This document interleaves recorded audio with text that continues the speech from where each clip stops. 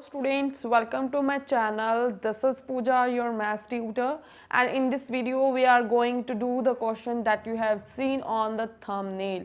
So without wasting any time, let's start the question. We have a statement: a well of diameter 3 meter is dug 14 meter deep. The earth taken out of it has been spread evenly all around it in the shape of a circular ring of width 4 meter to form an embankment.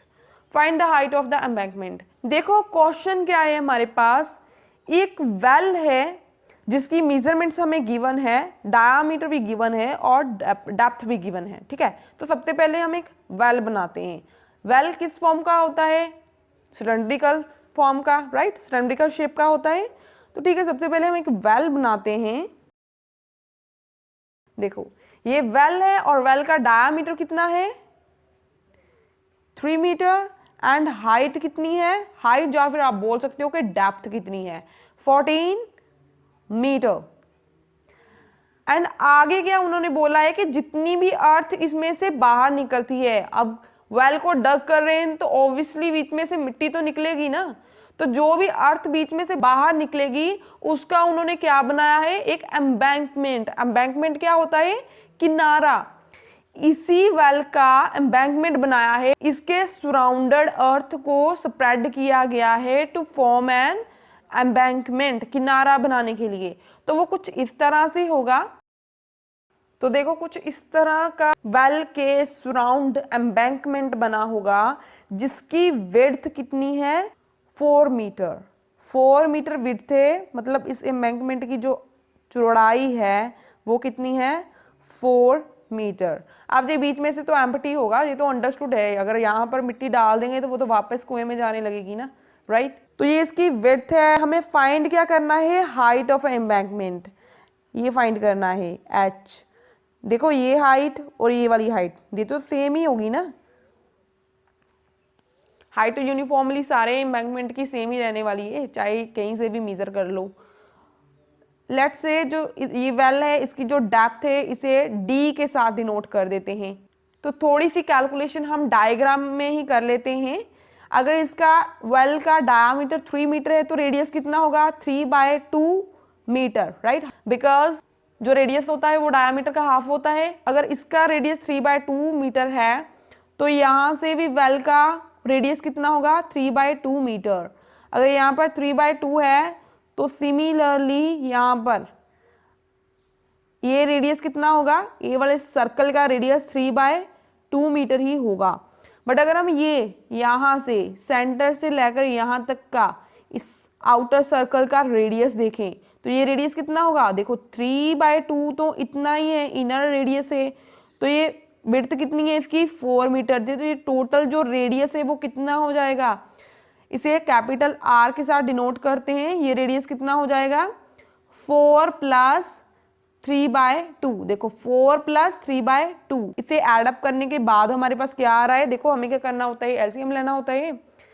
Divide में 2 डाल देंगे क्योंकि इसके divide में भी 2 है, divide कर रहे हैं तो मल्टीप्लाई भी करना होगा। अब 4 2 8, 8 + 3 11/2। तो ये कैपिटल जो R है, जो आउटर रेडियस है वो कितना आ रहा है हमारे पास? 11/2। अगर क्लियरली नहीं दिख रहा तो यहाँ से एरो डालकर लिख देते हैं कि कैपिटल R कितना आ रहा है? 11/2 मीटर। Got it. अब इस वेल और एम्बैंकमेंट की मेजरमेंट्स हमें क्लियर है, फाइंड क्या करना है ये भी हमें क्लियर है। तो देखो हम इसे फाइंड कैसे करेंगे, फॉर्मूला कौन सा अप्लाई करेंगे? ऑब्वियस सी बात है, इस वेल और एम्बैंकमेंट में कौन सी चीज कॉमन है? वॉल्यूम कॉमन है, क्योंकि जितना अर्थ इस वेल में से निकाला गया है उसी को स्प्रेड करके ये एम्बैंकमेंट बनाया गया है। तो दोनों का क्या कॉमन है? वॉल्यूम। इस वेल एंड एम्बैंकमेंट का वॉल्यूम इक्वल होगा। दैट्स वाई हम कहाँ से स्टार्ट करेंगे? वॉल्यूम से। So we can write volume of well equals to होगा वॉल्यूम ऑफ एम्बैंकमेंट। देखो वेल तो एक सिलेंड्रिकल फॉर्म का है तो इसे तो हम एज इट इज लिख सकते हैं। वॉल्यूम ऑफ सिलेंडर क्या होता है? Pi are square H. H होता है हाइट ऑफ सिलेंडर, यहाँ पर डी से नोट किया है क्योंकि यहाँ पर हाइट नहीं डेप्थ बोलेंगे हम, equals to volume of embankment. देखो अगर आप एम्बैंकमेंट को केयरफुली ऑब्जर्व करो तो ये किस फॉर्म का है, किस शेप का है, एक होलोड सिलेंडर की शेप का है। ठीक है, यहाँ पर इन्होंने लिखा है सर्कुलर रिंग की फॉर्म का है। हाँ ये रिंग की फॉर्म का है भी, बट अगर हम देखें तो ये होलोड सिलेंडर है, क्योंकि यहाँ से अगर करो मीजर तो ये एक सिलेंडर है, यहाँ से करो तो ये इनर सिलेंडर है, राइट, ये आउटर है, इसकी थिकनेस है, तो एक तरह से होलोड सिलेंडर की फॉर्म का है, राइट। तो इसे हम कैसे करेंगे, अगर हम यहाँ से यहाँ तक एक सॉलिड सिलेंडर का वॉल्यूम लें और उसमें से ये जो बीच वाला एम्प्टी पोर्शन है इस वॉल्यूम को माइनस कर दें तो वॉल्यूम ऑफ एम्बैंकमेंट आ जाएगा।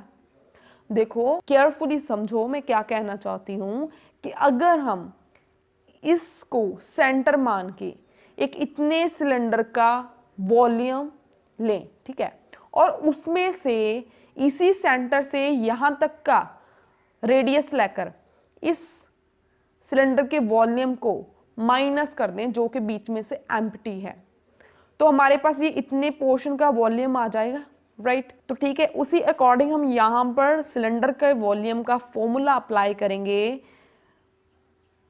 पाई आर। देखो आर पहले क्या रेडियस कौन सा लेंगे, ये outer radius, capital R square H, height कितनी है एच, इसमें से माइनस क्या करना है, ये जो बीच में से एम्प्टी है, ठीक है, हॉलोड है, कैविटी है, ये भी तो सिलेंड्रिकल कैविटी है एम्बैंकमेंट के बीच में, तो इसे हम बीच में से क्या करेंगे माइनस। तो यहाँ पर भी ये भी सिलेंड्रिकल कैविटी है तो सिलेंडर का फॉर्मूला लगेगा पाई, यहाँ पर रेडियस कितना है, इनर रेडियस लगेगा, तो इनर रेडियस को डिनोट कर रहे हैं हम स्मॉल आर के साथ, राइट, आर स्क्वायर एच। देखो हाइट तो इनर सिलेंडर की भी सेम ही है तो यहाँ पर भी हम एच लिखेंगे। अब ये फॉर्मूला कैसे अप्लाई किया है, होप कि आप सबको क्लियर होगा।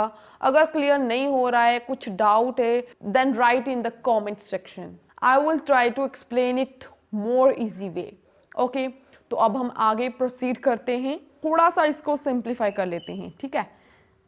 पाई आर स्क्वायर डी, इसे एज इट इज लिख रहे हैं, यहाँ से पाई को एंड एच को टेक कॉमन आउट, ब्रैकेट के अंदर क्या बचा, r square minus small r square. अब देखो ये पाई से पाई कैंसिल हो रहा है और बाकी जो भी है हम उनकी वैल्यूज पुट कर देंगे। आर स्क्वायर, आर क्या है हमारे पास, radius of well that is 3/2 metre, R square है तो 2 बार लिखा जाएगा। डी क्या है, depth of well that is 14, यहाँ पर 14 लिख देंगे। ये हाइट हमें कैलकुलेट करनी है, इसे एज इट इज लिख देंगे, R square, capital R is the outer radius of embankment, so यहाँ पर इसकी वैल्यू आ रही है 11/2, स्क्वायर है तो 2 बार आएगा, माइनस ये स्मॉल आर है, स्मॉल आर की वैल्यू रेडियस, इनर रेडियस कितना है 3/2, ये भी 2 बार आएगा। तो अब इसे कैलकुलेट करते हैं, यहाँ से जो भी कैंसिल हो रहा है उसे कैंसिल कर देते हैं, 2 1 2 2 7 14, आगे कुछ भी कैंसिल नहीं हो रहा है तो आगे एज इट इज लिख देंगे। 3 × 3 × 7 न्यूमिनेटर में है, डिनोमिनेटर में अकेला 2 है, equals to h into bracket solve करते हैं, 11 11 121, 2 2 4, माइनस 3 3 9, 2 2 4। अब यहाँ पर 3 × 3 × 7/2 एज इट इज लिखेंगे, ब्रैकेट को first of all completely solve करते हैं, डिनोमिनेटर सेम है तो एक बार 4 आ जाएगा डिनोमिनेटर में, 121 माइनस 9 112 होता है।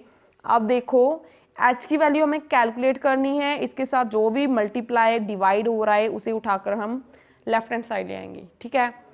ये यहीं पर एज इट इज लिखा जाएगा, 3 × 3 × 7/2। अब ये देखो 4 डिवाइड का है तो ये मल्टीप्लाई हो जाएगा, 112 न्यूमिनेटर में है तो ये यहाँ पर डिनोमिनेटर में शिफ्ट हो जाएगा, डिवाइड का हो जाएगा, इक्वल्स टू h।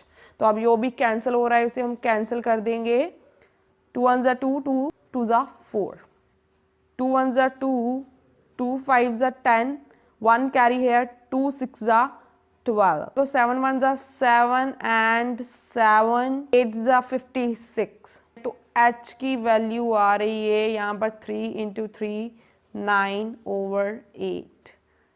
मीटर्स में सारी मेजरमेंट्स गिवन है तो मीटर में आएगा। इसे एज इट इज भी लिख सकते हैं, बट इसे हम थोड़ा सा और सॉल्व डिवाइड कर देते हैं। तो देखो हमारे पास h की वैल्यू कितनी आ रही है 1.125 मीटर एंड h क्या है height of embankment, that is 1.125 meter. So this is our answer.